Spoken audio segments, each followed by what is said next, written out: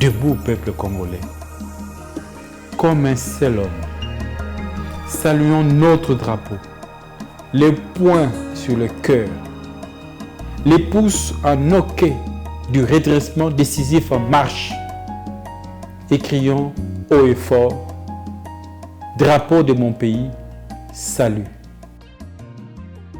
Peuple du Congo, très chers compatriotes, que vaut la République démocratique du Congo aux yeux de chacun d'entre nous?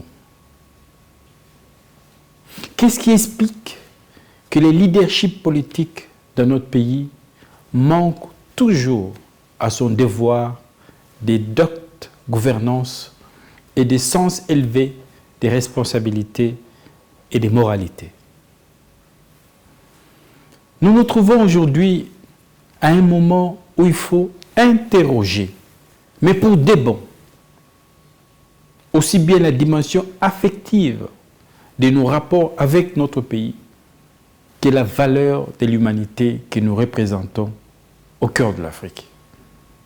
Surtout, compte tenu du fait que depuis le XVe siècle, notre histoire se tisse tragiquement et interminablement avec les fils de la honte. Première honte, elle est celle des traites négrières. Elle a nié notre humanité et nous a transformés en marchandises. Deuxième honte, c'est la honte de la vassalité coloniale. Elle a chosifié notre humanité en nous transformant en sous-hommes corvéables à merci. Mais hélas, au lieu de venger ces deux hontes, nous nous sommes transformés en acteurs de la troisième honte, la honte de la destruction de notre pays par nous-mêmes. La terre du Congo peut nourrir 2 milliards de personnes, mais 70 millions de Congolais que nous sommes aujourd'hui, nous mourrons de faim. Nous sommes la troisième puissance hydroélectrique au monde après la Chine et le Canada. Mais hélas, nous vivons tous les jours, nous travaillons, nous étudions, nous regardons la télévision, nous faisons des recherches, nous cuisinons, nous fêtons, les chirurgiens opèrent et nous pleurons nos morts dans l'angoisse permanente des coupures intempestives du courant électrique. Une des plus grandes puissances minières et forestières au monde, notre pays, la République démocratique du Congo, reste tristement et honteusement un pays qui a tout et manque de tout. Ne cherchons pas ailleurs la cause de cette crise. Ni excuse, ni bouc émissaire, ni faux semblant, cette crise est en nous et nulle part ailleurs. C'est une crise systémique, celle de notre système politique. Disons-le sans embâche, la défaillance de la politique et des politiques est la cause du drame congolais depuis le 30 juin 1960. Qu'il s'agisse de la tragédie sociale, de l'effondrement économique, de l'affaissement du système éducatif, de la perdition culturelle et morale, du génocide silencieux des maladies tropicales négligées, de l'immoralité ou de la moralité de la société. Toutes ces crises n'en sont que les conséquences. La véritable cause, c'est l'agir politique qui est malade. Aujourd'hui, le grand défi de la société congolaise est de trouver des hommes et des femmes soucieux de la défense du bien-être collectif, capables de forger des îlots d'espérance pour ces peuples trop courageux, trop ingénieux pour être ainsi à genoux et réduits en miséreux. Ainsi, je lance un appel vibrant, notamment à ceux qui espèrent un changement décisif et fort et veulent que notre société se fixe des règles et des principes fermes au service du bien commun. À ceux qui ne croient plus en la politique et en ses représentants actuels pour changer les conditions d'existence. À tous ceux qui savent que le détournement des deniers publics, l'affairisme au sommet de l'État, l'arbitraire et le non-respect de la loi détruisent les liens sociaux. À ceux qui parient sur la fin de la corruption, sur le règne de la probité des dirigeants, à tous ceux qui veulent et rêvent d'un Congo fort, confiant en l'avenir et capable de donner à chaque Congolais la puissance de participer à un grand projet collectif, à ceux qui, refusant la fatalité du sous-développement, ont foi en l'avènement d'une nation congolaise capable d'intelligence stratégique, de volonté et d'action, situant l'homme et son avenir au centre du chantier du redressement décisif de la patrie. À tous ceux-là et à vous tous, voici votre mouvement, la Ligue du peuple. L'âme de ce mouvement, c'est le credo Tosekwa, c'est-à-dire ressuscitons, redressons nos fronts longtemps courbés et construisons un pays plus beau qu'avant et au pas de charge. La révolution du bon sens est notre doctrine. Et le livre bleu, bien qu'un projet de société, c'est un bréviaire du redressement décisif de la RDC. Nous nous considérons comme des vaillants guerriers du redressement décisif de notre pays. Nous nous définissons comme des bâtisseurs volontaristes de notre propre bonheur. Nous sommes les ouvriers opiniâtres du bien-être général. Nous vivons notre mouvement en ardent architecte d'une transformation sociétale radicale, intégrale, intégrée et durable. Voici notre serment, en 8 actes. Il s'appelle « Je ne cesserai jamais ». Premier acte. Je ne cesserai jamais de croire à un avenir radieux de la RDC, même si tout le monde perd espoir. Acte 2. Je ne cesserai jamais d'aimer chaque Congolais comme un autre moi-même, même si la haine, les rancœurs et la jalousie séduisent nos consciences du matin au soir. Troisième acte. Je ne cesserai jamais de construire le Congo, même si d'autres les détruisent. 4. Je ne cesserai jamais de parler de paix, d'unité nationale et de fraternité citoyenne, même au milieu des guerres, des conflits ou des batailles électorales. 5. Je ne cesserai jamais d'évoquer des lendemains de bonheur pour chaque Congolais et d'honneur pour le Congo, même au milieu de ces chaos qui incitent au désespoir. 6. Je ne cesserai jamais de labourer et de s'aimer, même si d'autres détruisent mes récoltes. 7. Je ne cesserai jamais de crier haut et fort, c'est maintenant ou jamais. Lèvons-nous pour le redressement décisif du Congo, même si d'autres se taisent. 8.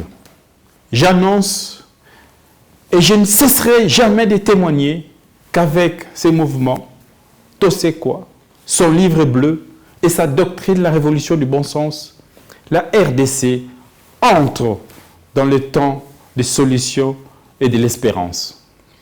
Alors, peuple du Congo et très chers compatriotes, dorénavant, que chacun exprime ses talents et accepte d'essuyer sang et eau au travail, dans toutes choses, partout et en toutes circonstances.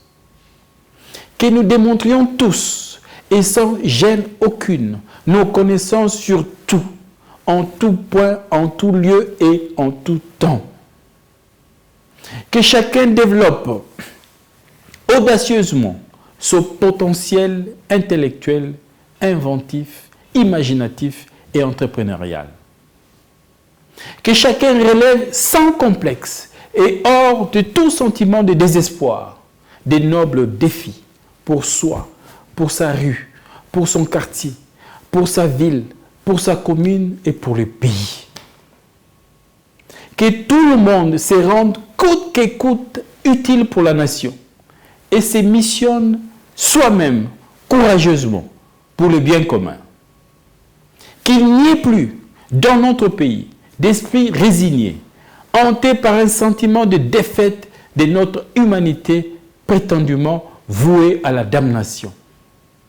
Ayons tous puissamment foi que notre pays a le destin de première puissance économique de l'Afrique au sud du Sahara. Parce que nous sommes le cœur de l'Afrique. Parce que nous sommes les descendants de Simon Kimbangu. Parce que notre pays est le berceau de sciences, affirmé notamment par les bâtons de Shango, vieux de 23 000 ans. Chers compatriotes, acceptez donc ces 12 engagements de la révolution du bon sens que la Ligue du peuple et son credo Tosekwa vous proposent. 1. La République démocratique du Congo, c'est moi. La servir, c'est travailler pour moi-même. La terre du Congo est mon patrimoine. Sa propriété est ma première carte de visite. Préserver ses arbres, ses cours d'eau et tout ce que son sol et ce sous-sol offrent à notre pays avec tant de générosité, c'est veiller à ma propre survie. 3. La prospérité de l'économie du Congo est ma fierté. Le rayonnement mondial des biens et services produits par les génies congolais et le travail des Congolais, c'est ma gloire. 4. Travailler honnêtement en justifiant mes avoirs par le mérite, c'est ma raison de vivre. 5.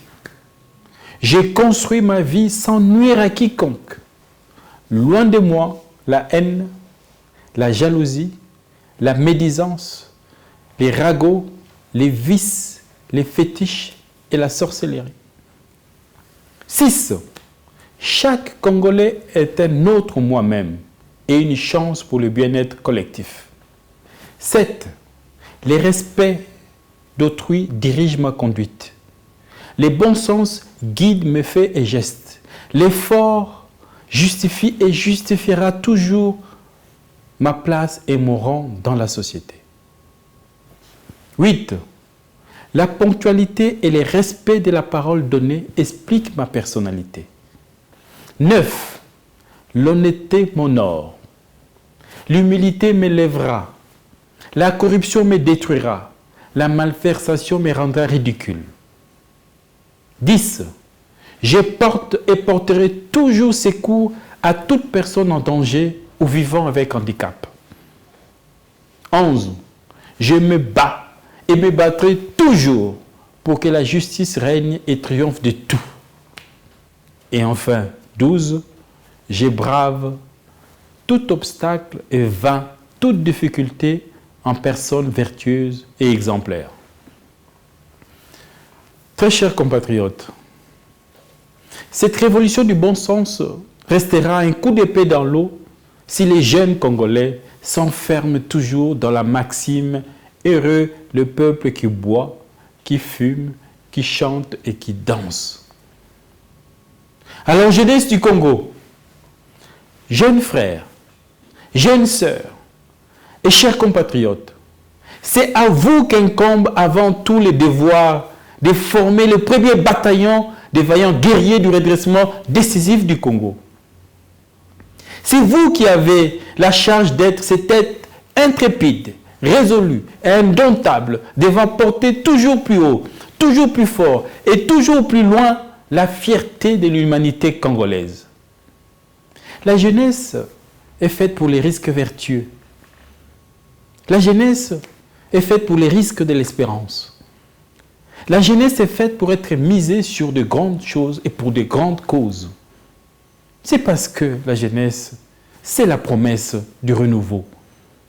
La jeunesse est un investissement pour avoir demain un pays plus beau qu'avant. Alors, jeunes du Congo, n'économisez surtout pas votre jeunesse pour vous-même. Soyez la colonne blindée de cette armée de reconstruction à la hussarde qu'est la Ligue du peuple. Mes chers compatriotes, chers membres et sympathisants de la Ligue du peuple, le Congo, notre pays, notre patrie, est aujourd'hui faible. Le cancer de la corruption est en état de métastase dans la société. Les virus de la prédation rongent les institutions étatiques dont le devoir est de forger et de protéger le bonheur national. Nous attendons tout de l'étranger. Nous attendons tout des étrangers. La compétence devient subversion. L'intelligence est vanité. L'assiduité au travail ou à l'école est perçue comme bouffonnerie. Toute réussite est miracle. Oser faire des projets est aberration. Croire aux vertus devient absurdité. L'échec ou la maladie résulte d'une malédiction, d'un envoûtement, mais jamais la conséquence de la paresse, de l'inaction, de l'inattention ou de la passivité. La sorcellerie et le fétichisme règnent et rayonnent toujours et nous empêchent d'accéder au progrès humain des temps modernes. Demain, chers compatriotes, tout doit être fait pour que nous devenions des patriotes qui ont foi en eux, qui sont compétents, intelligents, vertueux, travailleurs, assidus à l'école, disciplinés au travail, entrepreneurs et créateurs audacieux. Telle est toute la raison d'être du mot d'ordre que nous lançons aujourd'hui. Bandeko Bana Congo, to sais quoi. Nous nous engageons aujourd'hui dans la politique. C'est d'abord et avant tout pour un ultime combat. Faire sortir les consciences congolaises du doute. C'est cela le cancer qui ronge notre pays. Les doutes. Nous avons foi que notre doctrine, la révolution du bon sens, enclenchera la dynamique de la résilience citoyenne pour un nouvel ordre mental et moral dans notre société. Le livre bleu, enfin, nous servira de boussole, de redressement décisif et effectif de notre patrie.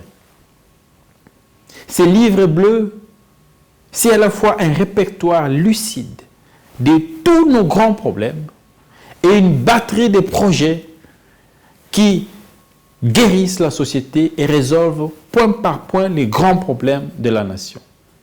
Oui, nous sommes persuadés que Dieu nous a choisis pour accomplir cette mission de l'avènement du Nouveau Congo, dont ce livre bleu en est la Bible. Soyez-en fiers, chers compatriotes. Sentez-vous armés de l'intelligence et de la volonté qu'il faut pour réussir cette mission historique. Le 30 juin 1960, les pères fondateurs ont, parfois au prix de leur vie, lavé et guéri tous les Congolais de l'indignité et de la traite négrière. Nous sommes aujourd'hui ceux qui vont venger toutes ces humiliations.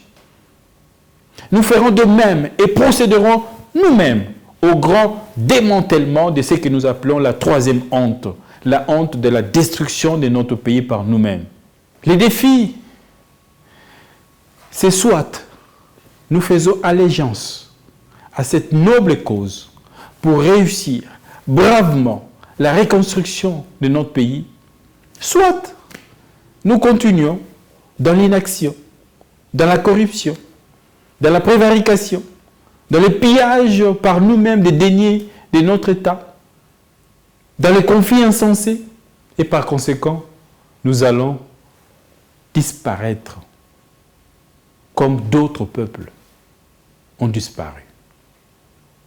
Mes chers compatriotes, ces projets de société et de civilisation n'est pas un rêve. C'est tout simplement ce que tout un peuple attend, c'est-à-dire ressuscitons pour mieux vivre ensemble. Alors, lèvons-nous tous et crions Tosekwa. Tosekwa po Congo et Bongwana. Tosekwa po Congo et Bonga. Tosekwa po Congo et Ngenga. Prêtons donc le serment de faire de ces pays un havre de paix et de bien-être. Il a tout pour ça, ce pays. Telle devrait être la parole et la prière de tous. Alors, debout, peuple congolais, comme un seul homme, saluons notre drapeau, les poings sur le cœur, les pouces en hoquet du redressement décisif en marche, et crions haut et fort, drapeau de mon pays, salut. À toi mon honneur, à toi ma fidélité, à toi mon respect. Chers compatriotes, l'heure est venue d'actualiser comme un legs les serments de résilience, d'unité, de travail assidu, de solidarité, de souveraineté, de grandeur et de liberté que chantèrent nos dévanciers le 30 juin 1960. Que Dieu nous bénisse tous et qu'il bénisse la République démocratique du Congo. Je vous remercie.